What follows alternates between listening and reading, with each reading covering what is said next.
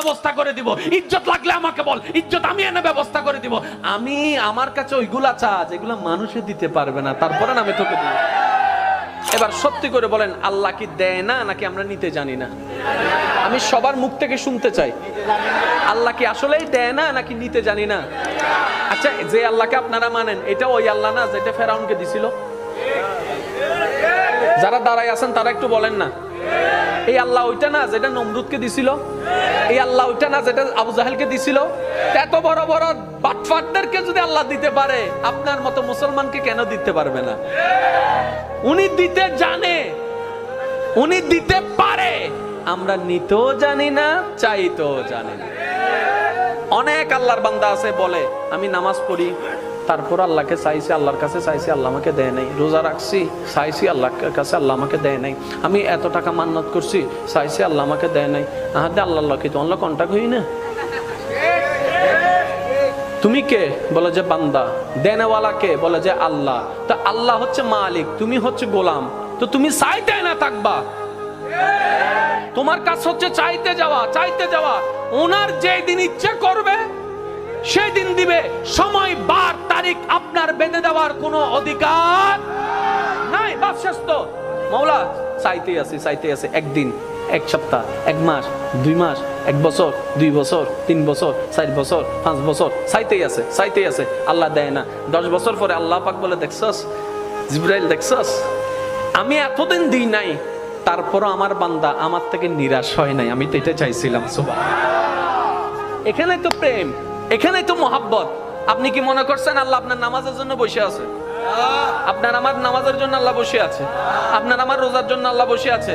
আর আমাদের নামাজের সেই কোয়ালিটি নাই যেটা আল্লাহ পর্যন্ত পৌঁছাবে। আমাদের রোজার সেই পবিত্রতা নাই যেটা আল্লাহ পর্যন্ত পৌঁছাবে।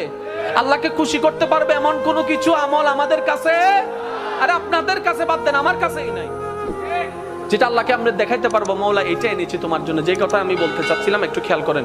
বিদেশ থেকে যখন কেউ আসে তখন ওই আনে তো অনেক কিছু, একদম না পারলে বুঝ দেওয়ার জন্য কি আনে? চকলেট। এটা হচ্ছে বিদেশ।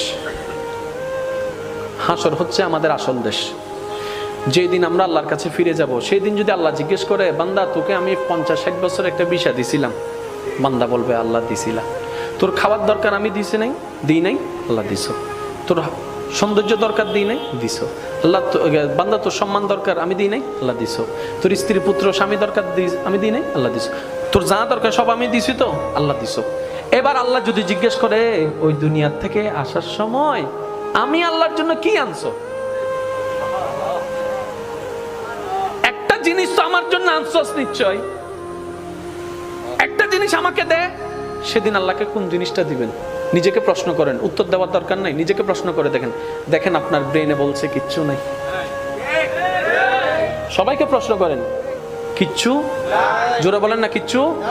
আল্লাহকে যে দিতে পারবো, আল্লাহ আমি এটা আনছি। এখন আমরা সাহস করে নামাজটা দিতে চাচ্ছি, ওই শুক্রবারের 2 রাকাত ওইটা আর কি দিতে চাচ্ছি। আবার মনে মনে লজ্জা, আগে কোনো সুন্নত নাই, পরে কোনো সুন্নত নাই, এটা আবার কেমনে দিই, এটা আবার কেমনে দিই। এবার অনেকে ওয়াক্তিয়া নামাজ দিতে চাচ্ছে, আবার মনে মনে ভয় হচ্ছে, এই নামাজ না সেই নামাজ যেই নামাজের মধ্যে বাজারের হিসাব করেছিলাম, এই নামাজ না সেই নামাজ যেই নামাজের মধ্যে কত কিছু চিন্তা করছিলাম, এই নামাজটা তো আল্লাহকে দেওয়ার মতো কোয়ালিটি নাই। এবার অনেকে বলে যে তাহলে রমজানের রোজাগুলা দিই। এবার রোজা যখন দেওয়া শুরু করলাম, ফজরের নামাজ কজা, জোহরের নামাজ কজা, আসরের নামাজ কজা, রাতভর তারাবি চলছে, আমি আপনি বাইরে বাইরে ট ট ট ট ট ট, এদিকে রোজা এদিকে বাটপারি, এদিকে রোজা এদিকে চরিত্রের খারাপ। এটাও দেওয়া সম্ভব? এবার হজের বেলায় যখন আসলো, ওকে হজটা দিব কেমনে? হজ করে এসা একটা প্রোগ্রামে আমাকে দাওয়াত দিয়েছিল, আলহাজ না লেখার কারণে আমি সেই মাহফিলে যাই নাই। বলছিলাম 4 লাখ টাকা দিয়ে আলহাজ কিনে আনছি, আমাকে আলহাজ লেখো নাই, ওই মাহফিলে আমি যাব না। এবার বলে যে হজও দেওয়ার কোনো সুযোগ নাই। এবার আসলো জাকাতের বেলা। এবার জাকাতের বেলা যখন আসলো, বলে যে ছবি সারা জীবনে জাকাত দিই নাই।